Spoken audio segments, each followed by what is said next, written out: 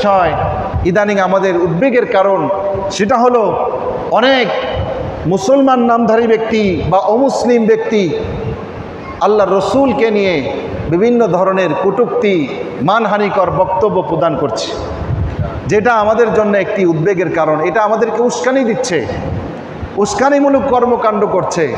তো এই বিষয়ে আমাদেরকে সজাগ থাকতে হবে।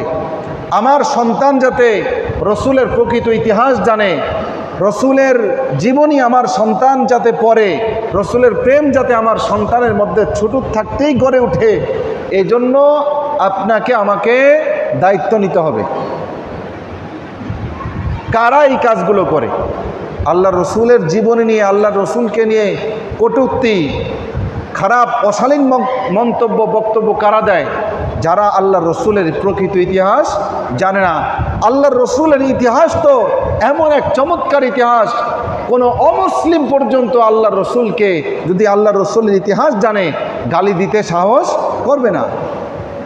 সেখানে মুসলমানের সন্তান বর্তমানে আপনার সোশ্যাল মিডিয়া ভাইরাল, বাংলাদেশের একজন এসপি, বনখেকর এমপি, তার বাপ ছিল বনের সংরক্ষক, 112 কোটি টাকা সরকারের মেরে দিয়েছে।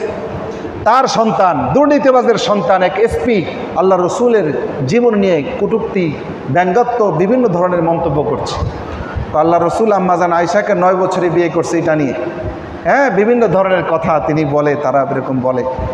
তারা সেই 1500 বছরের আগের ইতিহাস নিয়ে টানে, কিন্তু এই 50, 60 বছর, 80 বছর, 100 বছরের ইতিহাস টানে না। বঙ্গবন্ধু শেখ মুজিবুর রহমান তিনি যখন বিয়ে করেছেন তার বয়স ছিল 18, আর বঙ্গমাতা বাংলাদেশের ফার্স্ট লেডি, প্রথম ফার্স্ট লেডি বেগম ফজিলতুন্নিসা, তার বয়স ছিল 8 বছর। আপনি নেটে সার্চ দেন, উইকিপিডিয়ায়। আম্মাজান আয়েশার বয়স তো 9 বছর ছিল, বঙ্গমাতার বয়স ছিল 8 বছর। এটা নিয়ে কেন কথা বলেন না? কারণ এটা নিয়ে কথা বললে গায়ের চামড়া থাকবে না। এটা নিয়ে কথা বললে গায়ের চামড়া থাকবে না, এই জন্য এটা নিয়ে কথা বলে না। তবে আমরাও বলতে চাই, নবী প্রেমিক এখনো আছে। আড়ালে আবদারে বলো কেন? সাহস থাকলে সামনে এসে আল্লাহ রসুলকে নিয়ে কটূক্তি করো, দেখি তোমার জিহ্বা জায়গায় থাকে কিনা। স্পষ্ট হাদিস এসেছে, মান সাব্বা নাবিয়ান ফাকতুলু, যে ব্যক্তি নবীকে গালি দিবে তাকে হত্যা করো। এটা আল্লাহ রসুলের সহি হাদিস। রসুলকে গালি দিবা তা আড়ালে আবদালে কেন? এটা আমাদের একটা উদ্বেগের কারণ। সবাইকে আমাদের সচেতন থাকতে হবে।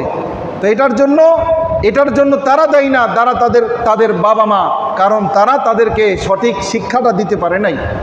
আমরাও দায়ী। আমরা কয়জনে আল্লাহ রসুলের সিরাত পড়েছি, কয়জনের ঘরে আল্লাহ রসুলের সিরাতের বই আছে? আল্লাহ রসুলের ইতিহাস আমরা কয়জনে জানি? কত জীবনী মুখস্থ করেছি, কত জীবনী পড়েছি, কিন্তু সর্বকালের সর্বশ্রেষ্ঠ মহামানব নবী মুহাম্মদুর রাসূলুল্লাহ সাল্লাল্লাহু আলাইহি ওয়াসাল্লামের জীবনী, যেটা পড়লে রহমতের কারণ, যেটা পড়লে সওয়াবের কারণ, যেটা পড়লে প্রশান্তির কারণ, সেটা আমরা পড়ি না। এজন্য আমি আপনাদেরকে একটি বইয়ের নাম বলবো, এটা হলো আর রাহিকুল মাকতুম। আর রাহিকুল মাকতুম বাংলায় অনুদিত আল্লাহ রসুলের চমৎকার জীবনী গ্রন্থ। এটা আপনারা কিনে আনবেন, ঘরে নিজেরা পড়বেন, বাচ্চাদেরকে পড়তে দিবেন।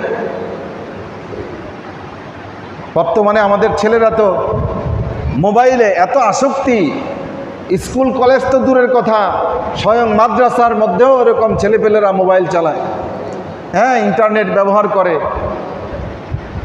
তো এই আসক্তি থেকে তাদেরকে বের করতে হলে তাদেরকে এরকম বই হাতে ধরিয়ে দিতে হবে, বই পড়ো, বইয়ের মধ্যে তাদেরকে ডুবিয়ে রাখতে হবে। এই একটা বিষয়, এটা আপনারা আমলে নেবেন। নবীর জীবনী নিজেরা শুনবেন, বাচ্চাদেরকেও শোনাবেন। প্রয়োজনে ইউটিউব থেকে আপনারা নিজেরা শুনবেন, বাচ্চাদেরকে শোনাবেন, নিজেরা পড়বেন, বাচ্চাদেরকেও পড়তে দিবেন। আল্লাহ রসুলের জীবনী